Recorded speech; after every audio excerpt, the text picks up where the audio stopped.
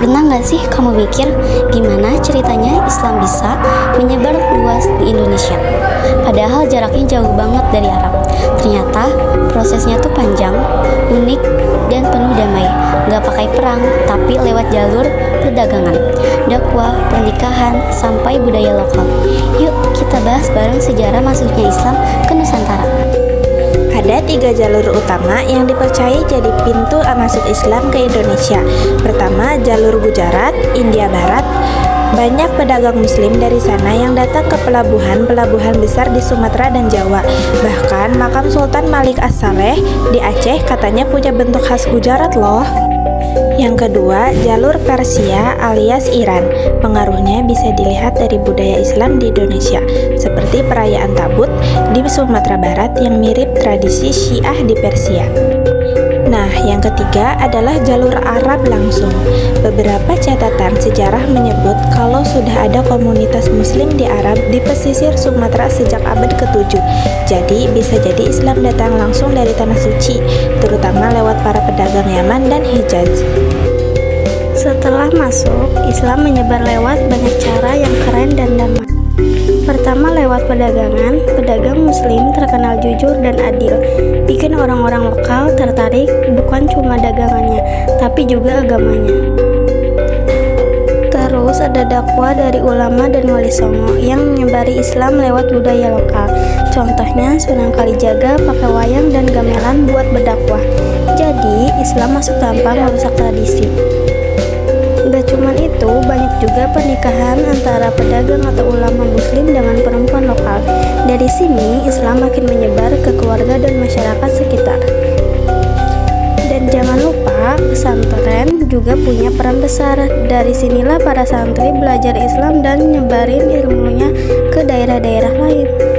Lalu, kenapa sih Islam bisa cepat banget diterima masyarakat Nusantara?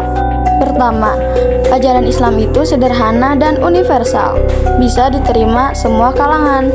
Kedua, saat itu kerajaan-kerajaan besar Hindu-Buddha kayak Majapahit mulai melemah. Muncullah kerajaan Islam seperti Samudra Pasai dan Demak yang jadi pusat penyebaran Islam. Dan yang paling penting, Islam itu nggak memaksa. Islam berakulturasi sama budaya lokal. Contohnya, masjid-masjid awal di Indonesia punya bentuk atap mirip kandi. Masuknya Islam membawa perubahan besar di masyarakat Indonesia. Sistem kasta dari Hindu-Buddha mulai ditinggalkan, diganti dengan prinsip kesetaraan dalam Islam. Budaya juga berkembang, banyak muncul karya sastra Islam seperti syair dan hikayat. Bahasa Melayu jadi bahasa pengantar yang nantinya berkembang jadi bahasa Indonesia. Islam gak cuma jadi agama, tapi juga membentuk identitas bangsa. Pesan moralnya adalah Islam masuk lewat damai, bukan penjajahan. Islam menyebar ke Indonesia bukan lewat kekuatan senjata, tapi lewat akhlak, perdagangan, budaya, dan pendidikan. Ini bukti bahwa dakwah bisa dilakukan dengan cara yang santun dan penuh toleransi. Yang kedua, akhlak lebih kuat dari perkataan. Pedagang dan ulama menyebarkan Islam dengan sikap jujur, adil, dan ramah. Ini menunjukkan bahwa perilaku baik bisa menyentuh hati orang lain lebih dalam daripada sekadar kata-kata. Yang ketiga, pentingnya menghargai budaya lokal. Wali Songo tidak memaksa orang meninggalkan tradisi. Mereka justru merangkul budaya lokal sebagai sarana dakwah. Artinya, kebaikan bisa menyatu dalam budaya tanpa harus saling meniadakan.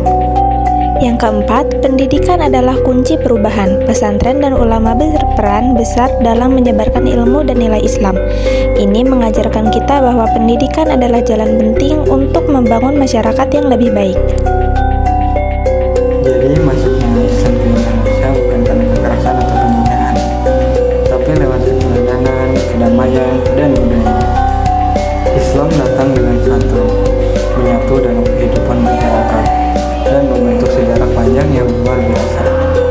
Perjalanan ini menunjukkan bahwa agama bisa menyebar luas bukan lewat kekuatan, tapi lewat hati dan akhlak. Kita bisa belajar banyak dari masa lalu ini, tentang toleransi, tentang pentingnya ilmu, dan tentang cinta damai. Makasih sudah nonton sampai habis.